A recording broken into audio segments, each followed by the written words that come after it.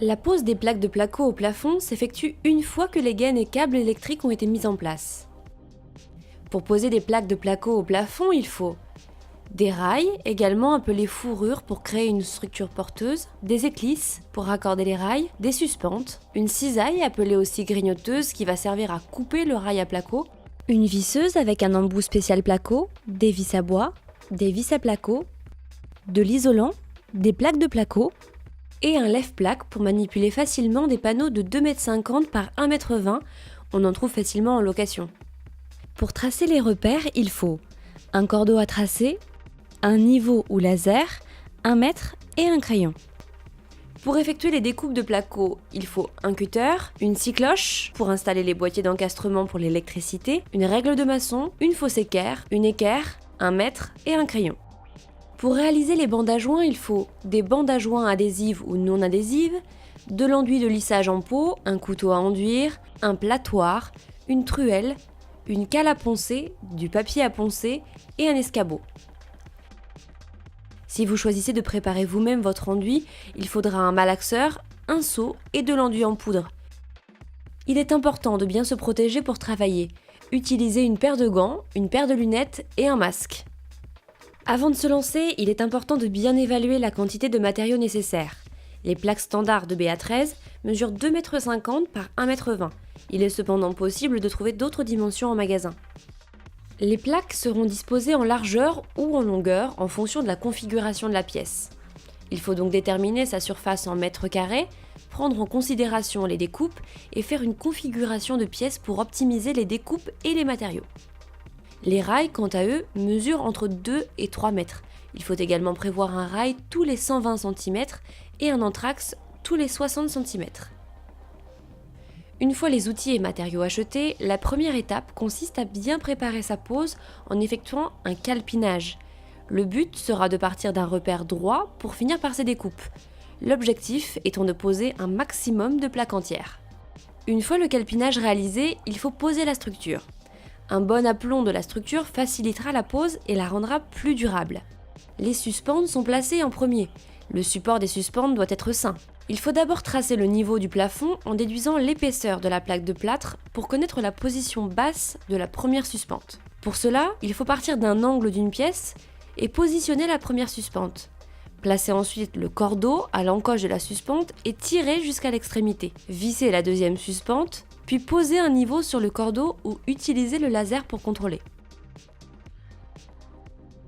On fixe la suspente et on répète ces manipulations jusqu'à l'extrémité suivante et jusqu'à avoir fait le tour de la pièce.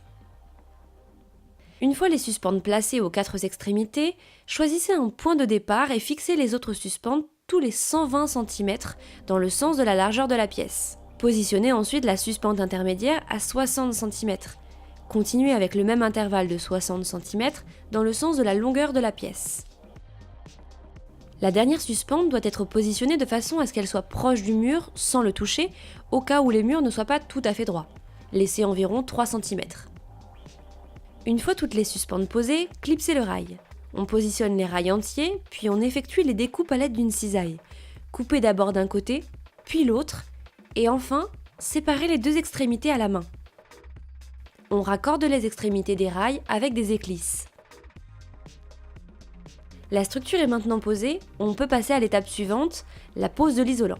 Pour le choix de l'isolant, il faut respecter la norme RT 2012. En fonction de son besoin en isolation, qui peut être soit phonique, soit thermique, il faut bien lire les indications présentes sur le produit pour trouver les coefficients d'isolation thermique et phonique. Les rouleaux d'isolant mesurent 1,20 m de large et sont apposés perpendiculairement au rail. Avant de débuter la pose, il faut penser à bien laisser sortir les gaines électriques. Une fois les gaines tirées, découpez le rouleau à la bonne dimension et posez-le. Mesurez avant et effectuez la coupe au sol en utilisant une règle de maçon pour couper droit. Une fois l'isolant installé, nous allons maintenant fixer les plaques de BA13. Pour les monter facilement, nous utiliserons un lève-plaque. Pour assurer le passage des gaines électriques, on effectuera une découpe dans une plaque de placo à l'aide d'une scie cloche sur la face arrière de la plaque. Pour cela, on place une plaque sur le lève-plaque, on la monte et on vient la positionner perpendiculairement aux fourrures afin de répartir la charge entre elles. On visse en faisant bien attention à ne pas transpercer. Pour cela, On peut utiliser un embout spécial ou on règle sa visseuse pour ne pas qu'elle endommage la plaque de plâtre. Les vis devront être positionnées tous les 30 cm maximum. Puis on actionne l'anti-retour et on répète la même action en posant ces plaques en quinconce. Ainsi, on évitera que des fissures apparaissent avec le temps. Les découpes sont à effectuer au sol. Nous vous conseillons de toutes les faire en même temps pour gagner en efficacité. Pour cela, reportez les angles et mesurez à l'aide de l'équerre, de la fausse équerre et de la règle directement sur le dos de la plaque. Puis découpez au cutter ou à la scie. Les plaques de placo sont maintenant posées et nous passons à la dernière étape, qui n'est pas des moindres, la réalisation des bandes à joints. Avant de vous lancer, nous vous préconisons de faire des essais, car réaliser de beaux joints nécessite un peu de pratique. Il est possible d'utiliser un enduit tout prêt ou un enduit à mélanger. Si vous choisissez de le préparer vous-même, le produit doit être plus souple que pâteux. Nous avons choisi d'utiliser des bandes adhésives ne nécessitant pas de première passe d'enduit. On peut donc directement appliquer en recouvrant les plaques jointives. Coupez la bande à l'extrémité. Passez par-dessus la bande une couche d'enduit assez large à l'aide du couteau. Une fois le produit appliqué, utilisez un platoir pour assurer le lissage. Il faut alors bien lisser et faire en sorte qu'il n'y ait aucun défaut. Une fois que le lissage est parfait, passez à la plaque suivante. Une fois la pièce terminée et l'enduit sec, poncez légèrement sans appuyer les bavures de joint, puis appliquez une deuxième couche d'enduit.